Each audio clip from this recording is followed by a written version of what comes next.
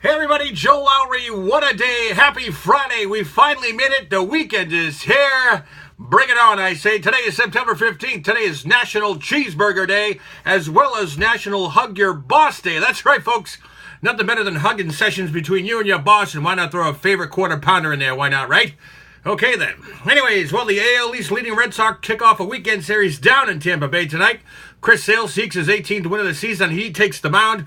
The Red Sox are coming off a series win over the Oakland, and they put the lead over the AL East Yankees by just 3 games. And the Yankees host the Baltimore Orioles this weekend. No doubt this is an important weekend of baseball as the Red Sox can inch closer to the AL East title with a series win over the Rays. Late breaking news out of Major League Baseball here out of Fenway. The Red Sox have been fined an undisclosed amount of money due to their Apple Watch usage gate for stealing signs. That is breaking news, details to follow. Over in Foxborough, the New England Patriots are still 6.5-point favorites over the New Orleans Saints this weekend, even with key injuries to Dante Hightower and Danny Amendola, who are now officially ruled out. The Patriots look to keep the road-winning streak alive. I don't know about you folks, but I feel like this has been the longest week and a half between games. It's kind of like that 2-week span between the conference game and the Super Bowl. And my God, let's get the second week done and over already. By the way, the Patriots are 8-0 since last season on the road. Well, the Cleveland Indians, they keep on rolling along. The Indians extended their winning streak last night to 22 games with an extra innings win against the Royals. The victory extended the Tribe's winning streak to 22 games, just 4 short of the all-time Major League record. They've already established the American League record at 21. Now they got 22, so they got that record. The team is now chasing the 1960 New York Giants in their 26-game streak. This is just simply amazing to watch. With the win last night, the Indians extended their AL Central lead to 14 games, and they could just very well clinch the division by next Friday. Way to go, Terry Francona. Well, when Hurricane Irma ravaged the island of Barbuda in the Caribbean, the ferocious storm extinguished the isle's way of life and left a beautiful spot just plain uninhabitable. And now, for the first time in a few centuries, no one lives there. That's right, folks. The damage is complete, says Ronald Sanders, the Antigua and Barbuda ambassador to the United States. He told Public Radio International today that it's a humanitarian disaster. And for the first time in 300 years, there's not a single person living on the island of Barbuda. That's amazing right there. The civilization that has existed on that island for close to 300 years has now been extinguished. As mentioned yesterday, these are the post-horrific hurricane stories that continue to unfold daily.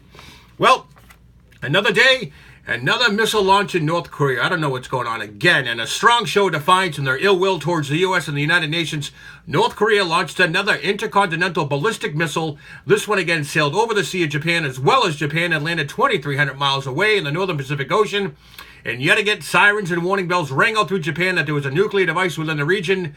Not the sound everyday normal people want to hear, especially during their day. North Korean officials say this is their response to the recent sanctions the U.S. and the UN have put on the nation. This latest launch no doubt will turn the heads again, but what and how will the U.S. respond is still uncertain. How many more missile launches does it take before something horrific happens? It's time this nation just do something about it. Put North Korea where it needs to be, and that's at the bottom of the ocean floor. Pick your ocean. Sea of Japan, the Yellow Sea. The time to act is now. Enough already. Well, with the launching of the new Apple iPhone, no pun intended, folks, retailers are curious as to what the prices will be around the world. Of course, each country is bound by taxes and so forth, so naturally the prices will differ. But let's take a look and see how much the iPhone will be looking at in certain countries. These prices, by the way, are U.S. conversion prices. So we already know USA is at $999. Canada, slightly higher, $1,082. Mexico, $1,325. Japan, $1,225. China, right above that, $1,285. New Zealand, $1,311.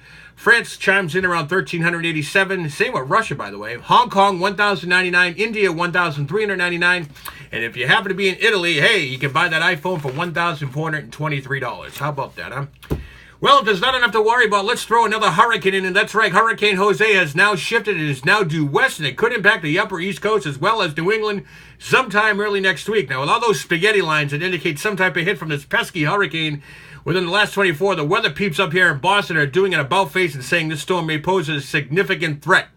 Now, before we all hit the market for that proverbial last case of water and hitting the Home Depot for that plywood and batteries, let's not all get up in arms over a little wind and rain, folks. Until I hear the words from my governor saying, get out, I think we'll all be just fine.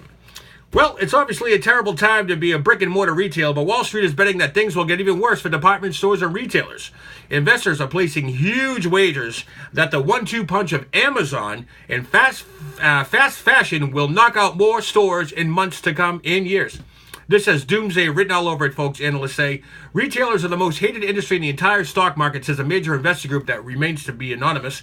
The statistics on the average percentage of shares that investors are being against or shorting are not healthy enough to even wager. Anemic sales have forced hundreds, thousands of store closures, countless retail bankruptcies, and tens of thousands of layoffs. We've had it right back here at home. Macy's, everything, Filene's, all gone. Along the way, retail sharks have gotten crushed. Wall Street expects the bleeding to get only worse to pave the way for Amazon to come swooping in at the most beneficial time. Personally, I can see it, folks. I can see the ending of the malls nationwide. I hate to say it, teeny boppers. Every year we look around that proverbial retail number during the holiday, and we always say that it's going to be up.